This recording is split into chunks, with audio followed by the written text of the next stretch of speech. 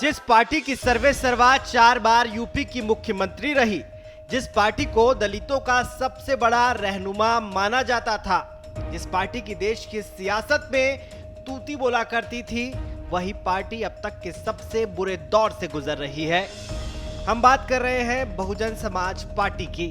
दलित movement से निकली इस पार्टी की हालत बेहद खराब है, जिसका यूपी विधानसभा में अभी सिर्फ एक विधायक है और हाल ही में हुए लोकसभा चुनाव में बीएसपी का खाता भी नहीं खुल पाया। आखिरी बार यूपी में बीएसपी की सरकार 2007 में बनी थी। उसके बाद जितने चुनाव हुए सभी में बीएसपी की हार हुई। 2012 से लेकर 2024 तक पार्टी का ग्राफ लगातार गिरता चला गया, जिसके चलते मायावती को नए सिरे से अपनी राजनीतिक जमीन तलाशनी पड़ रही है। दरअसल नगीना से लोकसभा चुनाव जीते चंद्रशेखर आजाद रावण की जीत ने बीएसपी के लिए खतरे की घंटी बजा दी है। इस वजह से बीएसपी बेचैन है और वो अपनी खोई हुई जमीन हासिल करने के लिए उपचुनाव के मैदान में उतरने जा रही है।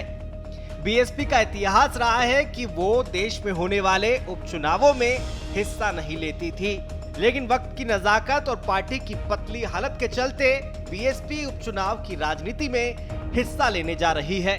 आपको बता दें कि बीएसपी यूपी विधानसभा की खाली हुई 10 सीटों पर मजबूत प्रत्याशियों को उतारने की कवायद में जुटी है।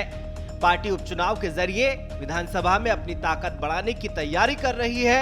अभी विधानसभा में बीएसपी के उमाशंकर सिंह अकेले विधायक हैं। मीडिया रिपोर्ट्स के मुताबिक आने वाले उपचुनाव के लिए मजबूत उम्मीदवारों के नामों की फहरिस्त तैयार करने का जिम्मा इस बार जिला अध्यक्षों को सौंपा गया है। वो उम्मीदवारों के बारे में सीधे पार्टी सुप्रीमो मायावती को अपनी रिपोर्ट देंगे, जिसके बाद हाईकमान अंतिम निर्णय लेगा। लोकसभा चुनाव में हुई करारी हार के बाद उपचुनाव से पार्टी के सीनियर लीडरों को दूर रखा जा रहा है।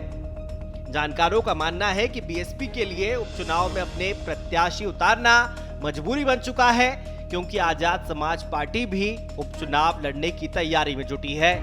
अगर बीएसपी उपचुनाव में हिस्सा नहीं लेती है तो दलित vote bank Azad Samaj party की ओर रुख कर सकता है। यही वजह है कि अपने वोट बैंक को बचाए रखने और विधानसभा में अपने सदस्यों की संख्या को बढ़ाने के लिए बीएसपी उपचुनाव में उतरने की तैयारी में है। वहीं पार्टी के पूर्व नेशनल कोऑर्डिनेटर और मायावती के राजनीतिक उत्तराधिकारी आकाश आनंद की वापसी को लेकर बीएसपी पसोपेश में है। एक और जहां लोकसभा चुनाव के दौरान आकाश आनंद को सभी पदों से हटाने का मायावती का फैसला पार्टी के तमाम कार्यकर्ताओं को नागवार गुजरा, वहीं दूसरी ओर आकाश आनंद ने भी मायावती के इस फैसले के बाद चुप्पी साध ली है और उनकी सक्रियता पहले की तुलना में बेहद कम हो गई है। ऐसे में आकाश आनंद पर पार्टी का क्या रुख रहेगा, इस पर राजनीतिक जानकारों की निगाहें टिकी हुई है। खैर, कभी उपचुनावों से तौबा करने वाली बीएसपी अब चुनावी समर में उतरने जा रही है। इस नई कवायद से पार्टी को नफा होगा या नुकसान, ये तो आने वाला वक्त ही बताएगा। ब्यूरो रिपोर्ट, श्रेष्ठ यूपी। यूपी की हर खबर देखने और उनसे अपडेट रहने के लिए हमारे चैनल श्रेष्ठ यूपी को सब्सक्राइब और लाइक करें। साथ ही बेल आइकन को दबाना ना भूलें, जिससे हमारे हर वीडियो की जानकारी आप तक पहुंचती रहे।